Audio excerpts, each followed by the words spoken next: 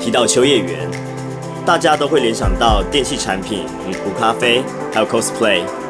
不过秋叶原其实也是拉面的基站区，许多好吃的拉面店都坐落于此。而我今天要来吃的 Motenashi Kuroki 也是人气超旺的拉面店。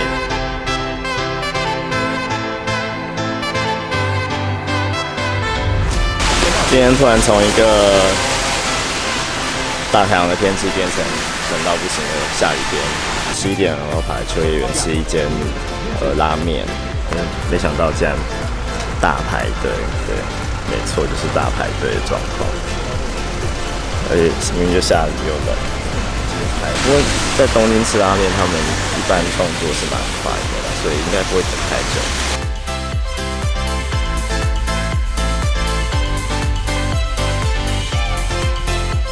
塩特製手もみが入ります。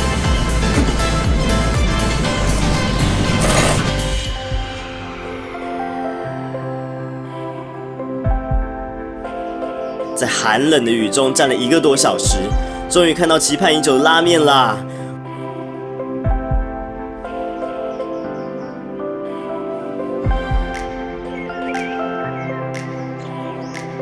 我点了盐味拉面。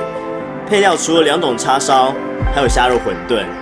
店员会问面条要选粗面还是细面，而我点了粗面。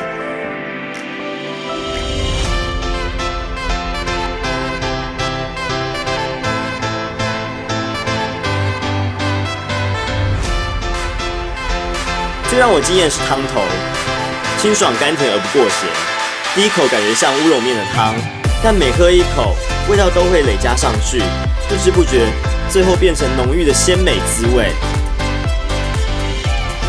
虽然在雨中站了1个多小时，但这碗拉面的美味让我觉得完全值得。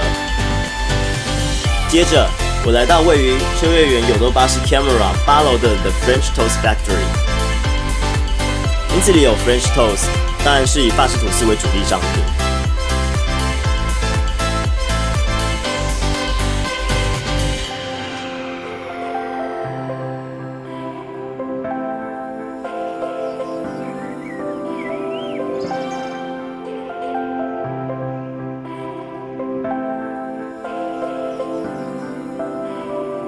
除了吐司本体之外，配料包含了奶酥脆片、水果、奶油、cream cheese， 还有蜂蜜，让你每一口都可以有不同的味觉体验。我自己也是第一次吃到如此外表酥脆而内在滑嫩的法式吐司。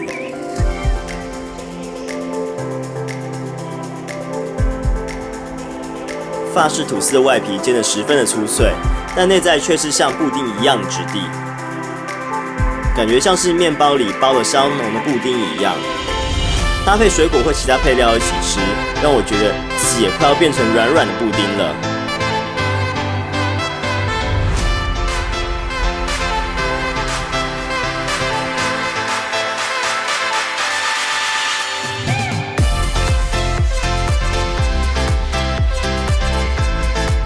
不行，我不能沉溺于温柔的甜点之中。晚上就来尽情的吃生蚝和现烤生蚝吧！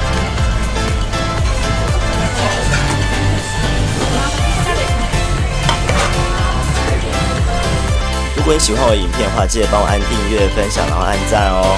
然后记得帮我按下面的小铃铛，这样你才会收到我最新的讯息。也欢迎大家在底下留言跟我一起讨论你喜欢怎么样的影片哦。